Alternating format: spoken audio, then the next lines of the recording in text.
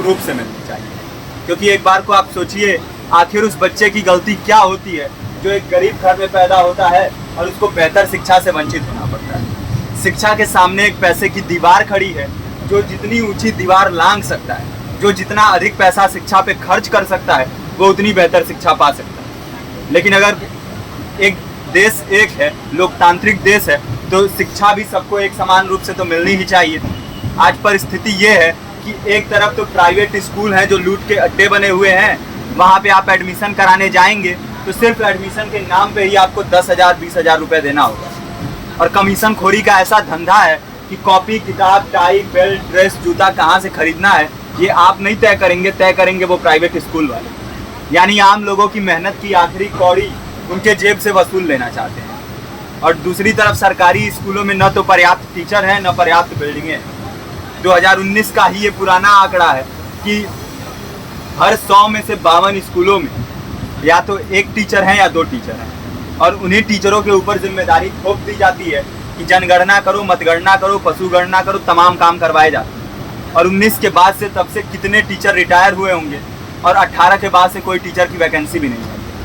आप खुद भी सोच सकते हैं ये परिस्थिति और कितनी बिगड़ी हो। इसीलिए हम लोग ये मांग उठा रहे हैं, चाहे कोई राष्ट्रपति का बच्चा हो या किसी मजदूर का, सबको शिक्षा एक समान मिलनी चाहिए और निःशुल्क रूप से मिलनी चाहिए। प्रेमचंद ने अपने दौर में भी कहा था कि एक सभ्य समाज में ऊंची से ऊंची तालीम मुफ्त होनी चाहिए और इसका पूरा खर्च गवर्नमेंट को उठाना चाहिए, क्योंकि हमारे देश को फौज से ज़्यादा आवश्यकता तालीम की है। और शिक्षा से जुड़ता हुआ ही दूसरा मुद्दा हम लोग उठा रहे हैं।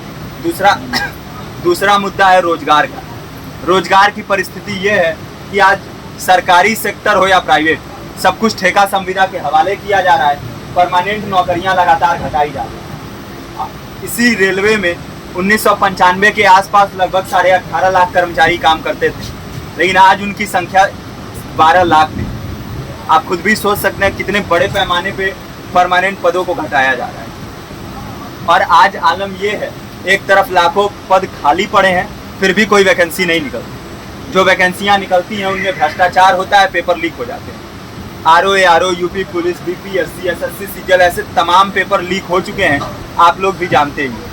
अभी नीट की धांधली में ये पता चला कि एक एक पेपर 30 लाख से 50-50 लाख रुपए में बेचा गया। हम और आप तो ये पैसा नहीं दे सकते। पूरी की पूरी कारस्तानी सरकार, प्रशासन, शिक्षा माफियाओं की होती है। और भुगतता कौन है? आम घरों के लोग, जो लोग सालों साल तैयारी करते हैं, दिन भर में 10-10 घंटे, 12-12 घंटे पढ़ते हैं। और इतनी कड़ी मेहनत के बाद, सालों साल की मेहनत के बाद उनके हाथ लगती है तो सिर्फ हताशा, निराशा, अवसाद।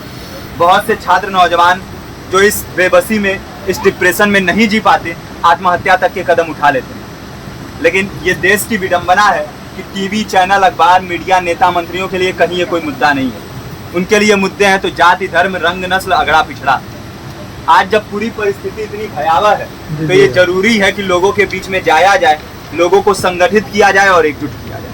क्योंकि आज अगर अपने मुद्दों पर बोलेंगे नहीं तो कल को ये परिस्थिति और बिगड़ेगी। हो सकता है ले दे के अपनी जिंदगी तो हम लोग काट ले जाएं, लेकिन आने वाली पीढ़ियों को क्या भविष्य दे के जाएंगे, ये भी सोचने वाली बात है।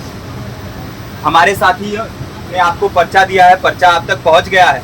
पर्चे में और भी बातें हैं, इसको पूरा विस्तार से पढ़िए। पर्चे में हमारा नंबर है, संपर्क कीजिए।